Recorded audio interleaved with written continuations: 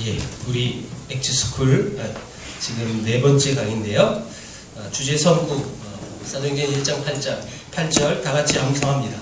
이제 암송할 때 됐죠? 아직도 봐야 됩니까? 한번 읽어보겠습니다. 자, 시작.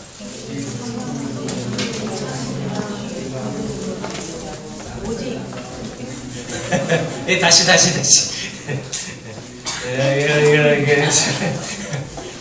다 피세요. 자, 못 외우시면 피시고. 괜찮아요, 여러분. 이거 못 외워도 천국 가는데 지장 없습니다. 다 같이 읽어보겠습니다. 시작. 오직 성령이 너에게 임하시면 너희가 권능을 받고 예루살렘과 온 유대와 사마리아와 끝까지 이르러 내 증인이 되리라 하시니라. 예, 지금 리모컨이 안 나와서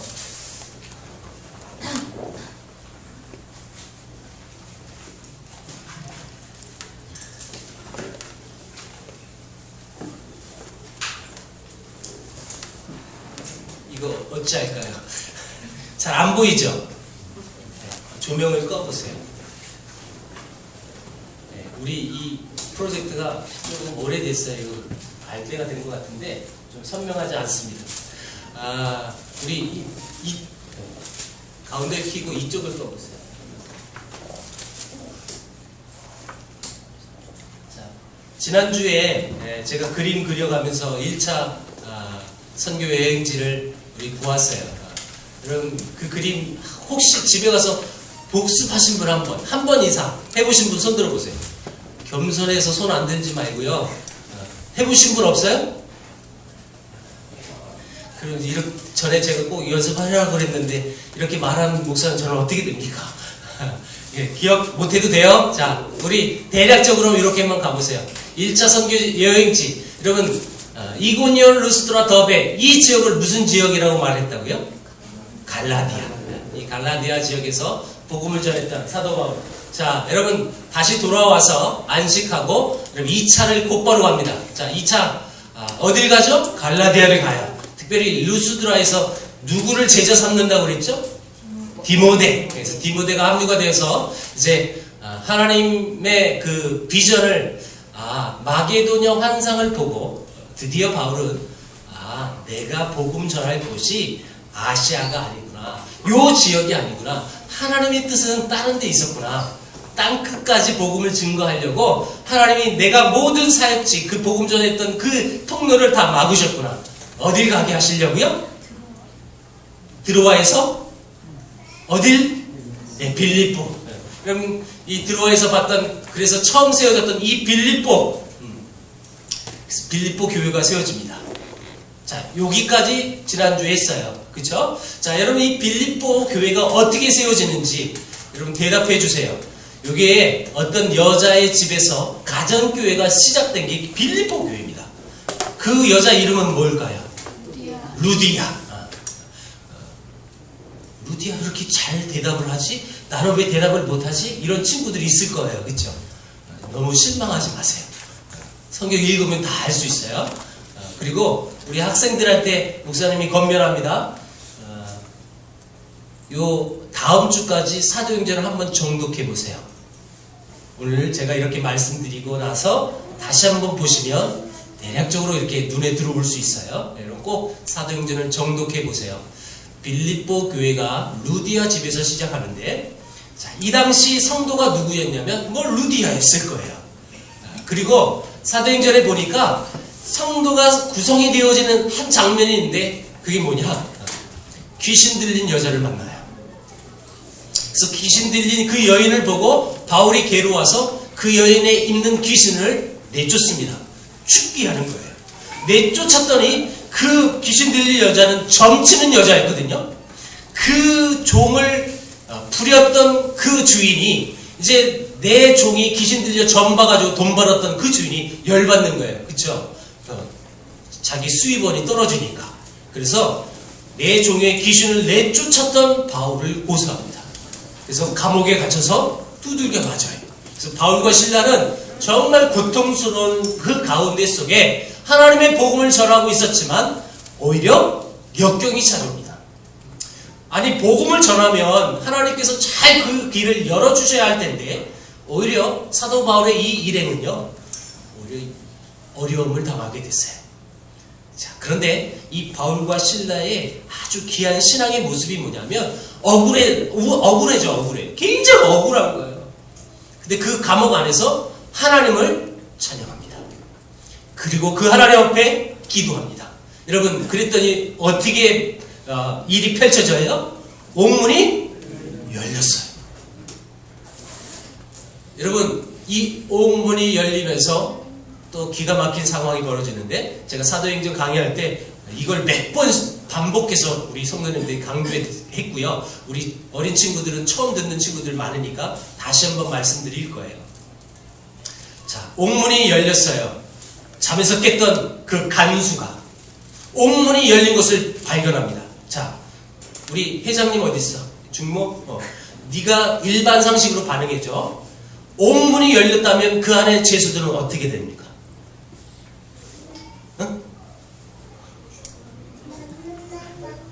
죄수들을 다 감옥에 가둬놓았어. 근데 감옥문이 열렸어. 그 죄수들은 어떻게 할까? 탈출해요. 그렇죠? 여러분 이 굉장히 어려운 것처럼 대답을 해줬는데 쉬운 거죠? 여러분 죄수들은 옥문이 열리면 당장 도망가는 게 당연한 거예요. 당연한 거. 근데 보세요. 옥문이 열린 것을 확인한 이 간수는 이제 난 죽었다. 죄수들 다 도망갔을 텐데 난 이제 끝났다. 내 생명에 소망이 없다. 그래서 칼을 들어 자기를 죽이려고 자살하려고 그랬어요. 자결하려고 그랬을 때 여러분 바울은 나타납니다. Just a moment. 잠깐만. 나 여기 있어. 죽지 마. 나 안 도망갔으니까 너 죽지 마. 찾아오는 거예요. 여러분 그때 이 간수가 바울의 말을 듣고 제일 먼저 반응한 것이 왜 안 도망갔어? 이렇게 대답하지 않았어요. 그 첫 마디가 뭐냐면 네가 믿는 하나님이 진짜 하나님인데 내가 어찌하여 구원을 받을 수 있습니까? 나는 어떻게 구원을 받을 수 있습니까? 이렇게 고백했어요. 이 말은 바울의 그 믿는 하나님을 이 간수도 그제서 깨닫게 되어져요.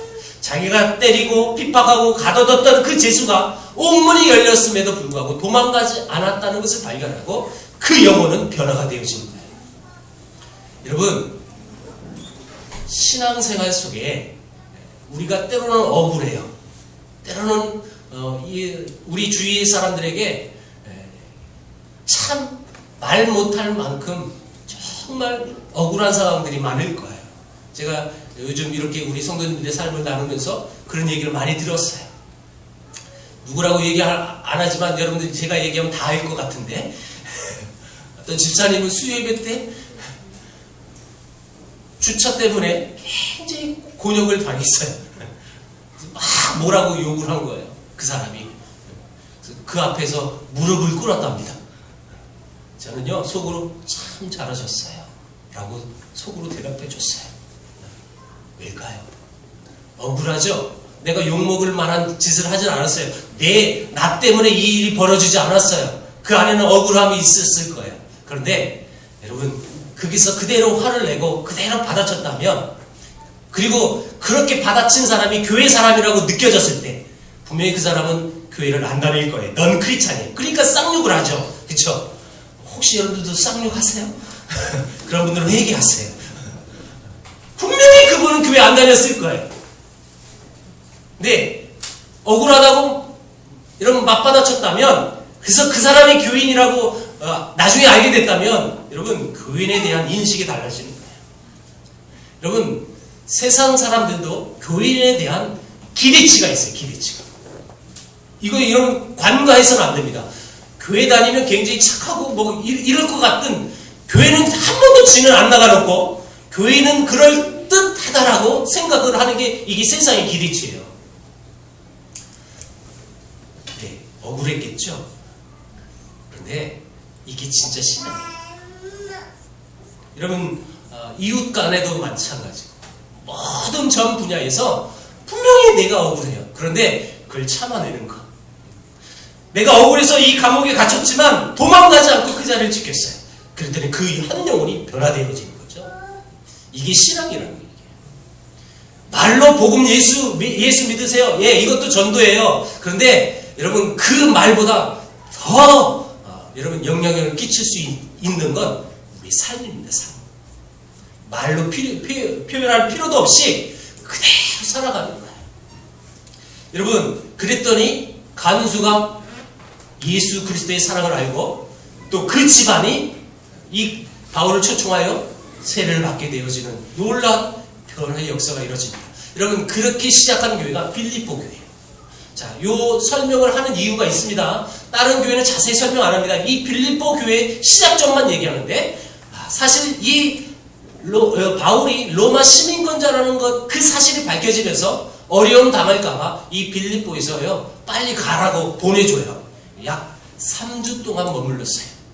여러분 3주 동안에 이 빌립보 교회가 이렇게 개척교회가 만들어지는데 그것도 가정교회. 우리 교회처럼 이렇게 큰 교회가 아니에요. 우리 교회 큰 교회죠. 그렇죠? 120명이 앉을 수 있는데 크잖아요. 여기 가정교회거든요. 조그맣게 시작했던 이 빌립보 교회가 훗날 어마어마한 하나님의 일들을 감당하는 교회가 되어진다는 거예요. 그게 빌립보에 있어서 자세히 나오고요. 자, 여러분 2차 선교여행은 그 다음에 어디라고 제가 외우라고 그랬는데 빌데베아고 겐 이렇게까지 제가 말씀드렸는데 그 다음에 세워진 교회가 데살로니가 베레아. 자, 이 빌립보 데살로니가 베레아 이 지역을 무슨 지역이라고 얘기했어요? 마게도냐. 그 다음 밑으로 여정을 가는 것이 아덴입니다. 아테네 지금 고린도까지 왔어요. 요 밑에 지역은 무슨 지역이요? 아가야. 자, 여러분 이 고린도까지 왔을 때 바울의 여정은 뭐냐면 이분은 복음 전하다가 계속 쫓기고 있는 거예요. 쫓기고. 거의 추모 수준이에요. 추모 수준. 무슨 뜻인지 알겠죠? 계속 바울을 잡아 죽이려고 하는 이 유대인들이 계속 쫓아왔어요. 그래서 계속 남쪽으로 계속 도망가는 거예요. 이 고린도까지 왔을 때에 여러분 바울의 심정을 여러분 생각해 보셔야 돼요. 내가 복음을 전하는데 나를 죽이려고 하는 사람들이 그렇게 많아졌다는 거예요. 생각해 보세요. 내가 하나님을 믿고 그 하나님의 도를 전하는 하나님의 백성이 되었는데 왜 어려움이 다가와요? 분명히 바울의 이 심정에도 많은 힘듦이 있었을 거예요. 그것을 알 수 있는 성경 구절이 이겁니다. 자, 한번 읽어봅니다. 시작. 밤에 주께서 환상 가운데 바울에게 말씀하시되 두려워하지 말며 침묵하지 말고 말하라. 내가 너와 함께 있음에 어떤 사람도 너를 대적하여 해롭게 할 자가 이 성중에 내 백성이 많음이라. 자, 고린도에 왔었을 때 바울은 분명히 어려움이 있었다는 거예요. 그 어려운 과정 속에 하나님이 또 밤중에 환상 가운데 나타나셨어요. 자, 그럼 반응해 주세요. 환상은 뭐라고요? 비전. 하나님께서 그 바울에게 또 한 가지 비전을 주시는데 너 두려워하지 말라는 거예요. 왜요? 이유를 설명했어요. 이 고린도 성에는 하나님의 백성이 많다라고 얘기하시는 거예요. 여러분 그렇게 힘들고 어려운 이 바울에게 정말 이 말씀은 위로가 되고 격려가 되어지는 거예요. 왜요? 내가 여기까지 오는 이유가 다 있었다는 거고요. 그럼에도 불구하고 하나님의 복음을 증거하라는 하나님의 뚜렷한 비전을 이 바울은 보고요. 확신을 갖는 거예요. 그래서 이 고린도에 1년 6개월을 머물면서 고린도 교회를 세웠어요. 그래서 나중에 바울이 3차 선교 여행 그 에베소라는 곳에서 편지 쓴 그 여러분 서신서가 뭘까요? 고린도 전서, 고린도 후서 이렇게 쓰여지는 거죠. 하나님의 백성이 이곳에 많다라고 말씀을 붙잡고 그곳에서 하나님의 백성들이 온전히 설 수 있도록 여러분 훈련을 합니다. 가르치는 거죠. 그래서 고린도 교회가 세워졌어요. 자, 그 다음에 고린도 바로 옆에 겐그리아로 왔다고 제가 말했는데 겐그리아 지난주에 얘기했죠. 했어요, 안 했어요? 했는지 안 했는지도 몰라요. 했어요, 안 했어요? 했어요. 그렇죠? 바울이 이곳에서 뭐 하고 갔다고요? 머리를? 이거 안 했어요? 안 했어요? 여러분 요 겐그리아에 왔을 때 바울은 다른 표현을 하지 않았어요. 내가 하나님 앞에 서원하는 것이 있었어요. 서원을 갚기 위해 왔다라고 표현을 해요. 자, 이 당시만 해도요, 여러분 유대의 나실인의 개념을 생각해야 돼요. 하나님 앞에 서원하면 일단 제일 먼저 뭘 금할까요? 술, 머리, 그죠? 머리를 자르지 않습니다. 자, 요거예요. 머리를 여러분 깎지 않습니다. 서원 기간 동안. 서원이 다 끝났다는 거죠. 그래서 이 겐그레는요, 바울이 머리를 깡그리 깎으러 온 거예요. 이렇게 지명을 이해하시면 절대 잊지 않습니다. 그래서 겐그레에서 배를 타고 요 배를 타고 여기 오는데 여기가 에베소라는 거예요. 에베소에 왔을 때 바울은 이렇게 생각합니다. 하나님의 뜻이 있거든 내가 에베소에 다시 올 것이다. 에베소 사람들에게 그 말하고 배 타고 예루살렘까지 왔다가 다시 안디옥 오는 것이 2차예요. 2차. 그러면 또 이제 3차가 있겠죠? 하나님의 뜻이 어디 있었을까요? 에베소에 있었어요. 그래서 곧바로 3차는요, 안디옥에서 에베소로 갑니다. 에베소에서 교육 사역을 합니다. 특별히 이 에베소에서 사역은 전략이 좀 바뀌었어요. 자, 한번 여기서부터 읽어보겠습니다. 시작. 두란노 서원에서 날마다 강론하여 이같이 주께 아시아에 사는 자는 유대인이나 헬라인이나 다 주의 말씀을 듣더라. 자, 두란노 서원을 만들었다는 거죠. 두란노 서원을 만들어서 여기서부터는 이를테면 쉽게 표현할게요. 제자 양육 사역을 하는 거예요. 그래서 이 제자들이 나중에 에베소를 중심으로 한 여러분 지역교회를 개척했어요. 그게 에서보드, 사빌라, 요한계시록에 나온 7교회가 요 역량인 거예요. 요 역량. 그러니까 여러분 이런 흐름을 갖고 있으면 성경이 재밌다니까요. 성경을 모르면 재미가 없어요. 자, 두란노 서원이라는 요 특별한 서원이 있었다는 것을 좀 기억하고, 여러분 두란노라는 얘기 많이 들어봤죠? 두란노에 관련된 게 뭐 있어요? 네? 두란노 출판사 들어봤어요? 두란노 서원, 이게 아마도 이름이 두란노 출판사 이렇게 바뀌었을 텐데, 우리 선교 목사님이신 이용남 목사님이 책을 만드셨어요. 그 제목이 뭐죠? 복음의 미치다. 이게 두란노에서 나온 거예요. 그래서 저희는 두란노하고 굉장히 많은 관련을 갖고 있어요. 저 또한 이 두란노 서원 요 직원들을 제가 선교 훈련으로 몇 번 간 적이 있었어요.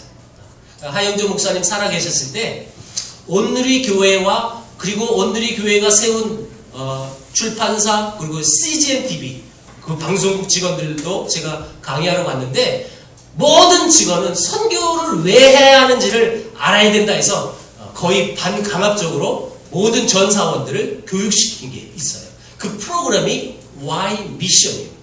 Y, W-H-Y. 왜 선교인가? 그래서 Y 미션. 그래서 여러분 이 Y 미션이라는 이 프로그램이 온누리 교회와 관련된 모든 교회의 기초 선교 훈련이에요. 지금 제가 이 Y 미션 모든 이 강의를 제가 가서 강의하는데, 제가 이 두란노 출판사 CGN TV 갔을 때 느꼈던 느낌이 하나 있었어요. 이분들은 회사의 방침이 그렇다 보니까 정말 오기 싫어하는 표정으로 오셨어요. 여러분 앞에 서 있으면 다 보여요. 억지로 온 것과 기쁨으로 온 것은 여러분 벌써 얼굴부터 차이가 나요. 다 힘들어요. 끌려온 거예요. 끌려온 거. 이거 안 하면 회사에서 불이익 당할까봐. 물론 갈 때는 웃고 가죠. 제가 그런 생생한 기억이 있어요. 그래서 제가 거기서 유머를 하나 했어요. 두란노 직원들 너무너무 인상을 많이 쓰고 있어요. 여러분 오해하지 마세요. 두란노를 만드신 분이 하영조 목사님이 아닙니다. 두란노 서원을 만드신 건 누구라고요? 바울 사도 바울입니다. 여러분 이 두란노 서원을 통해서 많은 제자 양육이 되어지는데, 두란노 서원, 자 아까 얘기했던 그 훈련을 받았던 제자들이 여기 보세요. 에서버두 사빌라 이렇게 7교회가 아름답게 나중에 세워지는 가정이 되어진다는 거죠. 자, 그 다음 이 에베소에서 바울은 이런 고백을 합니다.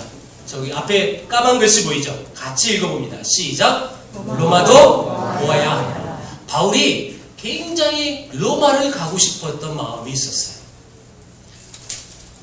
그곳에 크리스찬들이 교회 공동체가 있다는 소식을 바울은 알았어요. 그래서 그곳에 가서 복음을 전하고 싶었어요. 또 이걸 뭐 성경에 나오진 않지만 역추적해서 이걸 상상할 수 있는데 바로 이 부분입니다.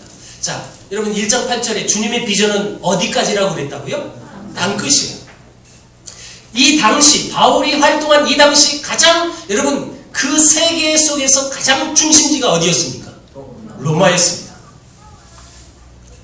여러분 왜 로마를 가야 하는지 그 바울은 그 비전을 알았다는 거죠. 그래서 로마를 그렇게 가고 싶었어요. 그런데 이때 가지 못해요. 그래서 요 에베소에서 사역하고 있었을 때 또 은으로 우상을 만드는 그런 사람들이 많았는데 그들을 통해서 바울은 또 어려움을 당합니다. 그건 우상이다. 그건 하나님이 아니다. 여러분 그러니까 그 우상을 만들어서 그걸 생계를 유지하는 사람이 얼마나 힘들었겠어요. 이거예요. 여러분 쉽게 표현합니다. 우리가 오래된 사찰 앞에 가면 사찰 앞에 뭘 팔아요? 등산복? 등산복도 팔 수도 있어요. 대부분 절 앞에 뭘 팔아요? 불상을 여러분 이렇게 전시해 놓은 걸 많이 보실 것입니다. 똑같은 거예요. 이 에베소에 유명한 신상이 있었어요. 그래서 그 신상을 만들어 그 제작해서 만들어 파는 사람들이 많았는데 자, 그 사람들이 만드는 그것은 사람의 손으로 만든 건 우상이다. 그러니까 여러분 이분들이 어려움을 당할 수밖에 없어서 바울을 또 고소합니다. 죽여버리려고 합니다. 이때 바울은 어디를 가느냐면 2차 때 세웠던 빌데베 아고 여기를 다 순방합니다.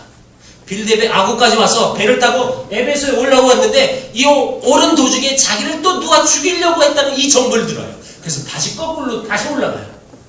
그리고 배 타고 다시 이렇게 내려오는 거예요. 그래서 에베소에는 오지 않고 자기 제자들에게 먼저 에베소를 보내서 그 아래에 있었던 에베소 교회 장로들을 다른 곳에 와라. 다른 곳에 빨리 오게 해서 그곳에서 그 사람들을 마지막 여러분 고별 설교를 하고 그들의 마지막 포옹을 하는 곳. 여러분 그 장면이 여러분 사도행전 20장입니다. 20장. 자, 여러분 제가 로마서를 이렇게 조금 따로 빼놨는데 요 빌데베 아고 그러니까 에베소에서 도망갔을 때 요 고린도에서 썼던 편지가 로마서예요. 로마서. 그렇게 바울이 가고 싶어 했던 로마. 그래서 로마 사람들에게 편지를 써요. 그게 로마서예요. 로마서 하면 우리가 대표적으로 오직 의인은 믿음으로 말미암아서 아니라 이신칭이 이걸 많이 알고 있어요. 정말 마틴 루터가 이 로마서의 말씀을 깨닫고 종교개혁을 일으키는 실제 이야기가 벌어지는데 로마서 했을 때 많은 성도들이 딱딱한 서신서, 교리서, 교의서라고 생각을 많이 합니다. 예, 이 로마서 안에는 교리적인 부분이 분명히 있긴 있어요. 근데 교리서가 아니라 이거는요 선교 서신서예요. 로마 교회를 향한 바울의 편지를 쓰는데 로마 교인들이 이제 온전한 지도자가 없다 보니까 왜곡된 복음을 갖고 있는 거예요. 잘못된 신앙을 갖고 있는 거예요. 그래서 그들에게 부득불 여러분 교리적인 표현을 쓴 그 편지가 로마서다 보니까 교리적인 내용이 그래서 많아요. 로마서를 어렵게 보시면 안 되고요. 우리 집사님들이 로마서 강의를 꼭 목사님한테 듣고 싶다. 제가 이 정보를 알고 있기 때문에 분명히 제가 로마서 강의를 할 겁니다.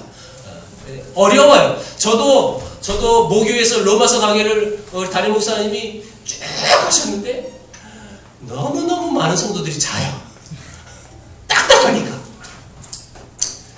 그걸 교리적으로만 풀면 그렇게 되어져요. 근데 여러분 지금 잠깐 이 로마서를 보면 자 1장 14절을 다 같이 읽어볼게요. 시작. 헬라인이나 야만인이나 지혜 있는 자나 어리석은 자에게 다 내가 빚진 자라.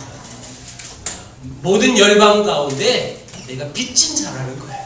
그 고백을 하고 있습니다. 그리고 3장 22절 시작. 곧 예수 그리스도를 믿음으로 말미암아 모든 믿는 자에게 미치는 하나님의 의인이 차별이 없느니라. 제가 오늘 오전의 말씀도 이 하나님의 의를 많이 얘기했어요. 그렇죠? 하나님의 의는요, 은혜로 우리에게 주셔서 은혜롭게 여겨주시는 거예요. 여러분, 요 말씀이 로마서에 나오는 거예요. 근데 그 의는 차별이 없다는 거예요.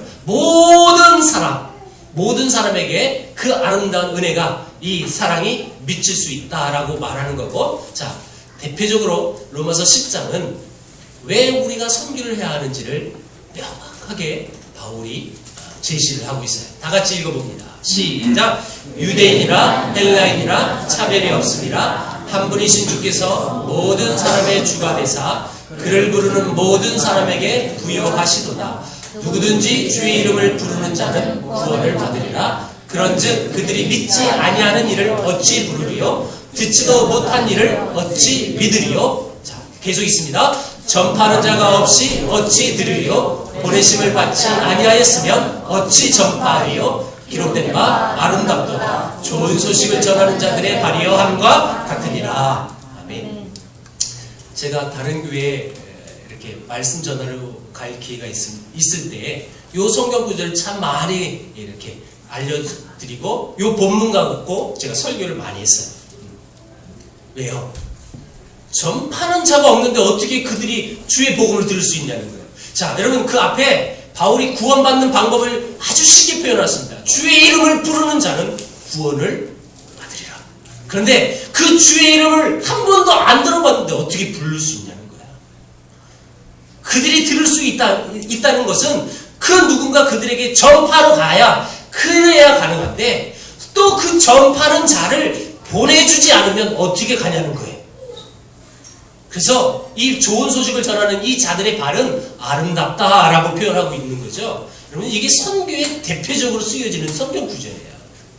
왜 우리가 선교를 해야 하는지. 딱딱한 교리만 있는 것이 아니라 그 로마 교인들에게 왜 우리가 이렇게 복음을 전해야 할까? 그 일을 정확히 표기하고 있습니다. 예, 로마서 시간이 좀 많이 없어서 요만큼만 하고요. 그렇게 가고 싶었던 로마에 못 가니까 고린도에서 편지를 써버리는 거예요. 보내고, 자, 그리고 결국 로마를 가는 배경이 무엇입니까? 이 예루살렘에 들어갔을 때 모든 바울의 제자들과 그를 아는 사람들이 바울 선생님 가지 마세요. 예루살렘 가면 당신 붙잡혀 죽어요. 다 가로막았어요. 그때 바울은 그들에게 당당히 선포합니다. 내가 꼭 예루살렘에 가서 죽더라도 나는 가겠다. 그러니까 제발 너희들이 울어서 나를 힘들게 하지 마세요. 난 그래도 갈 거예요. 하고 예루살렘 가서 정말 누명 써서 여러분 붙잡힙니다. 죽을 고비가 있었어요. 그때 하나님은 또 그 바울을 살려주십니다. 천부장의 도움을 통해서. 또 결국 이 가이사랴 2년 동안 감옥에 여러분 갇히게 되어 있어요. 제가 이 사도행전 막바지 여러분 요 부분이 나왔기 때문에 우리 성도들 많이 기억하실 거예요. 그렇죠? 그때 여러분 그 바울을 심판하려고 했던 여러분 로마 사람들 기억하세요? 예, 대답해 보세요. 그럼 베스도 우리 김진영 지사님이 설교를 잘 듣나 봐요. 또요, 벨릭스. 그 벨릭스와 함께 이 유대 왕으로서 바울을 참 이렇게 모욕하고 가는 사람, 그 왕이 누구예요? 아그리빠 왕이에요. 다 기억을 못 하시는 것 같아요. 10년 뒤에 사도행전 강의를 또 다시 하겠습니다. 자, 여러분, 정말 우여곡절 끝에 바울의 꿈이었던, 비전이었던 그 로마를 어떻게 가요? 제수의 신분으로 가는 거예요. 자기가 로마 시민권자 그 특권이 있었기 때문에 여러분 가이사 황제에게 항소를 할 자격이 있었거든요. 그렇게 꿈꿨던 로마에 결국 여러분 포박돼서 가는 거죠. 엄청난 또 그 항로 중에 우여곡절이 있었어요. 수없는 고통 중에 여러분 결국 로마에 가게 됩니다. 그 모든 황내 속에 여러분 그 바울을 하나님이 얼마나 멋있게 사용하십니까? 믿지 않는 자들에게 그 선장과 그 군인들이 바울을 다 믿을 수밖에 없었다. 왜요? 하나님이 바울에게 약속하셨어요. 너 때문에 얘들이 살 것이다.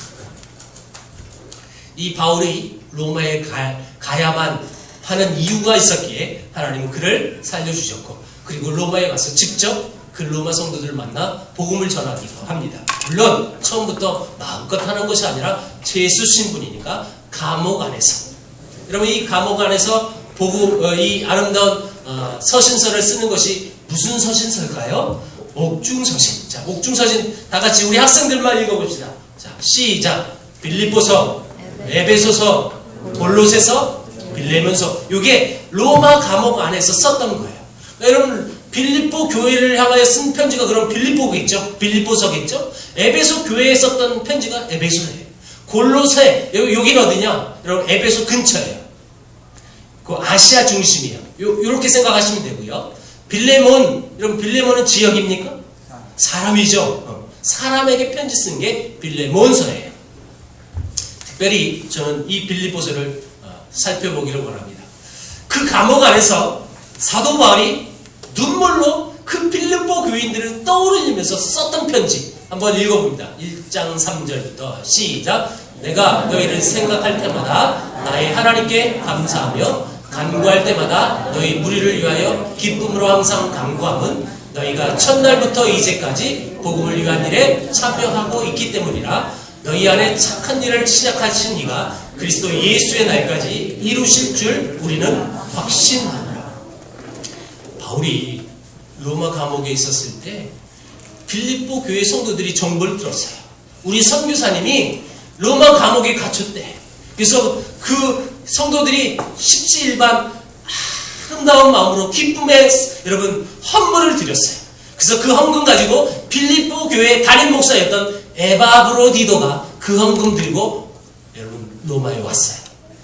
이 헌금 받고 여러분 너무너무 주께 감사하는 마음으로 또 나를 그렇게 아름답게 사랑하며 기도하고 함께 동력하는 빌립보 교인들에게 눈물로 쓰고 있는 편지가 지금 이 장면이에요. 내가 너희들을 생각할 때마다 항상 기뻐함으로 감사함으로 간구, 기도할 수 있는 이유가 한 가지 있다. 그게 뭐냐? 복음이 너희에게 첫날부터 들어간 그날부터 시작해서 지금까지, 이제까지는 어디까지일까요? 이제까지는 감옥에 있을 때까지 이 교회가 이 복음을 위해 참여를 하고 있었어요. 자, 여러분 노란 글씨로 뭐라고 적혀 있어요? 네, 옛날 성경은 이걸 복음을 위해 교제하고 있다 이렇게 표현했어요. 참여하고 있다 이렇게 표현하지 않아요. 옛날 성경 교제했다고 표현합니다. 근데 요 헬라어 어원이 뭐냐면 코이노니아예요. 코이노니아. 자, 몇 번 제가 강조했는데 이 코이노니아의 이 수준은 우리가 생각하는 밥 먹으면서 차 마시면서 우리 성도들끼리 우리 교제 나눠요. 이런 수준은 아니에요. 요거보다 더 깊은 교제예요. 무슨 교제예요? 그럼 그 집에 놀러 가는 거예요. 그 집에 가서 밥 먹는 거예요. 그럴 거예요? 여러분 이 교제의 코이노니아의 수준은 이거예요. 내 옆에 있는 지체, 형제, 자매를 위해서 내가 그 대신 죽어줄 수 있는 그 수준을 말하고 있는 게 이 단어예요. 단순히 밥 먹으면서 우리 교제 나눠 그런 수준이 아니고 정말 이 복음을 위해서 이 함께 일했던 이 동력자 바울을 위해서 여러분 죽음을 각오하면서 협력하여 도와줬던 그 수준을 지금 복음에 참여했다라고 표현하고 있는 거죠. 우리 교회의 영어 이름이 뭐라고 우리 학생들 대답해 보세요. 우리 교회 영어 이름이 무슨 교회일까요? 월드 크리스천 펠로십. 여러분 주보는 여러분 괜히 있으라고 있는 게 아니에요. 주보를 한번 보세요. 우리 세계를 품은 교회 바로 밑에 영어 이름이 적혀 있어요. 자, 다 같이 읽어봅니다. 시작. 월드 크리스천 펠로십.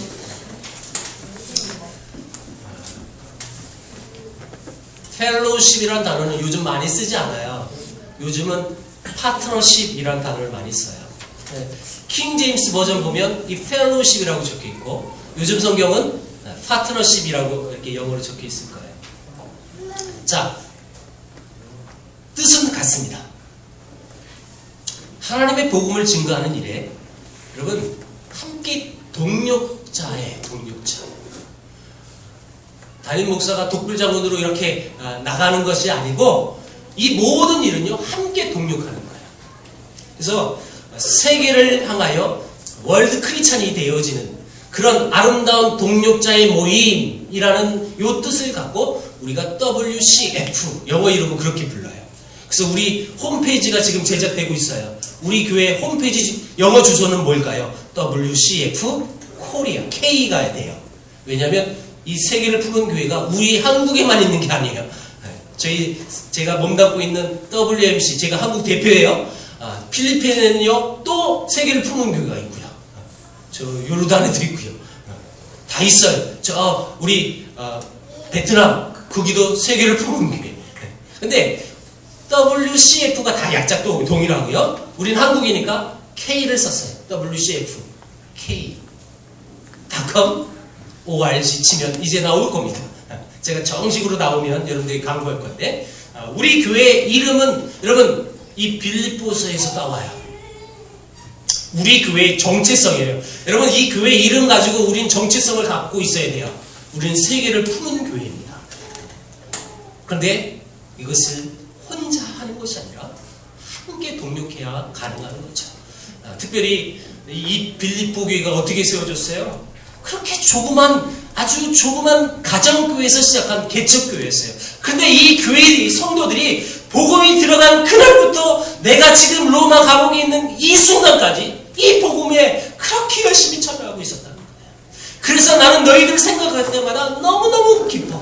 너무 감사해. 그래서 내가 감사함으로 너희를 위해서 기도할 수 있어. 라고 지금 편지하고 있는 거예요.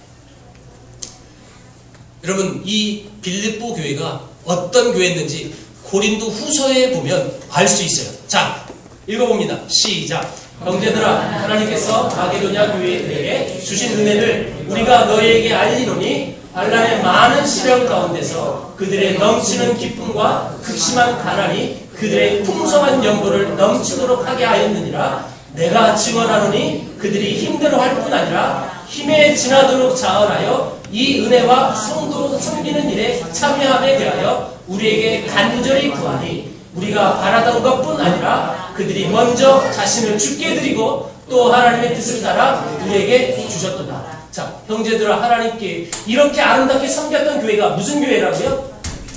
마게도냐 교회. 자, 제가 왜 2차 선교지와 1차 선교지를 왜 여러분들이 반드시 알아야 하는지 그 이유를 소개하는 거예요. 마게도냐 여러분 교회 찾아보세요. 안 나와요. 근데 마게도냐 지역에 있는 교회가 무슨 교회가 있었어요? 빌립보 교회가 대표적인 교회예요. 물론 여러분 무슨 교회가 더 있었죠? 데살로니가 교회가 있었고 베레아 교회가 있었어요. 그런데 지금 마게도냐라고 표현했을 때 여러분 빌립보라고 딱 매치해도 별 어려움이 없어요. 지금 빌립보 교회가 이렇게 아름답게 섬겨졌다는 거예요. 힘에 넘치도록 지나도록 후원하고 여러분 협력했다는 뜻이에요. 빌립보서 4장 우리 뒷부분에 봐. 15절부터 읽겠습니다. 시작. 빌립보 사람들아, 너희도 알거니와 시초에 내가 마게도냐를 떠날 때 주고받는 내 일에 참여한 교회가 너희 외에 아무도 없었느니라. 데살로니가 있을 때에도 너희가 한 번, 두 번 나의 쓸 것을 어려웠다. 자, 빌립보 사람들아, 내가 마게도냐를 떠날 때, 빌데베를 떠날 때에, 그쵸? 내가 떠날 때에 내 일에 참여한 교회가 어느 교회만 있었다고요? 빌립보 교회만 있었다는 거예요. 자, 데살로니가 있을 때, 그러면 데살로니가는 언제 있었어요? 빌립보 교회를 세우고 3주 뒤에 데살로니가 왔어요. 여러분, 그러면 3주 뒤에, 그쵸? 미니멈 한 달이라고 봅시다. 여러분, 채 한 달이 된 빌립보를 떠나서 마게도냐, 죄송합니다. 데살로니가 왔을 때 그 데살로니가 교회에 여러분 헌금을 보내준 교회가 어느 교회라는 거예요? 빌립보 교회라는 거예요.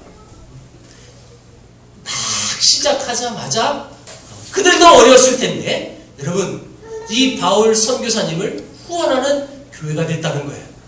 저는 요 본문 가지고 우리 교회가 자부심 갖고 개척교회지만 선교 헌금하는 거거든요. 왜 우리 힘든데 우리도 자립이 안 되는데 헌금해요? 여러분 이런 말 하지 마세요. 우리 교회 안에서 은혜 안 됩니다. 우리 교회는 이 정체성을 갖고 시작한 교회예요. 그래서 제가 이 교회에서 제일 먼저 성경을 강의한 여러분 본문이 빌립보서였습니다. 우리 정체성을 갖기 위해서. 그런데 이제 벌써 붕이 돼가지고 이 빌립보서를 안 들으신 분이 더 많은 거예요. 이 자리에 지금. 그래서 다시금 제가 이 부분을 강조하기 위해서 다시 말씀을 드려요. 말씀 맺겠습니다. 이 데살로니가 교회가 얼마나 멋있는지 요 17절, 18절, 19절 보면 이제 결론이 나옵니다. 시작! 내가 선물을 구함이 아니요 오직 너희에게 유익하도록 풍성한 열매를 구함이라. 내게는 모든 것이 있고 또 풍부한지라. 에바브르로 뒤편에 너희의 준 것을 받음으로 내가 풍족하니 이는 받으실 만한 향기로운 제물이요 하나님을 기쁘시게 한 것이라. 나의 하나님이 그리스도 예수 안에서 영광 가운데 그 풍성한 대로 너희 모든 쓸 것을 채우시리라. 지금 바울이 한두 푼 선교헌금 받아가지고 그런 인사치레하는 선교 구절이 아니에요. 이거는요. 내가 이렇게 어렵고 힘들고 있는 이 상황들을 이 빌립보 교회의 성도들이 동일한 마음을 가지고 열심히 도왔다는 것을 이런 뼈저리게 느끼는 거예요. 내가 어려울 때 너희 담임 목사 에바 브로디더 편에 이 아름다운 내가 헌물을 받았는데 너무너무 눈물이. 그래서 빌립보서의 여러분 주제가 뭐냐면 기쁨이라는 기쁨. 기쁘다라는 표현이 굉장히 많이 나와요. 이유는 그거예요. 하나님의 일들을 감당하는 데 있어서 한던 동력의 교회가 있었어요. 여러분 바라기는 우리 세계를 품은 교회가 이렇게 쓰임받는 교회 되기를 축복합니다. 이 교회의 정체성이고요. 또한 우리 교회가 성장할 목적이 바로 이거예요. 더 많이 동력할 수 있는 교회 되기를 원해서.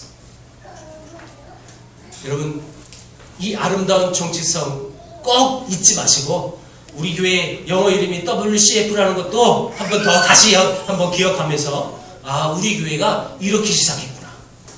어려운데도 불구하고 개척교회인데 선교헌금하는구나. 이유가 있는 거예요. 우리 학생들 잘 들으세요. 여러분들 초신자도 괜찮아요. 왜 우리가 선교 헌금을 해야 하는지 이유를 알아야 돼. 교회에서 목사님이 가장 설교 내용 중에 하기 힘든 내용이 바로 이거래요. 선교 얘기, 그 다음 헌금 얘기. 근데 나는 지금 두 가지를 짬뽕해서 선교 헌금하라고 하고 있어요. 우리 교회 성도님들은 여러분 제가 물질의 많고 적음을 얘기하지 않습니다. 여러분들이 형편껏 하는 거예요. 그건 상관없어요. 여러분 마음의 중심을 하나님이 보셔요. 우리 교회가 어렵지만 하나님 이 아름다운 주의 사명과 비전이 우리 교회에게 이렇게 허락해 주셨는데 우리 교회의 정체성이 이거라는데 하나님 내가 그 일에 동참하겠습니다. 우리 학생들도 하셔야 돼요. 지금 우리 교회 나온 지 얼마 안 돼서 내가 한 번도 얘기해 본 적이 없어. 근데 이제 해야 돼. 왜? 액추수구를 했기 때문에. 마인드가 바뀌어야 합니다. 여러분의 생각이 바뀌어야 합니다. 어렵지만 하는 거예요. 왜? 빌립보 교회가 그러니까 이 바울이 정말 마음의 위로도 얻을 뿐만 아니라 그 후원을 통하여 멋있게 여러분 전 세계 하나님의 복음을 선포하며 아름답게 사역할 수 있었던 원동력이라는 것입니다. 다시 한번 우리 세계를 품는 교회가 빌립보 교회처럼 아름답게 쓰임받는 교회 되기를 축복합니다. 기도하겠습니다. 하나님 아버지 감사합니다. 왜 우리가 선교를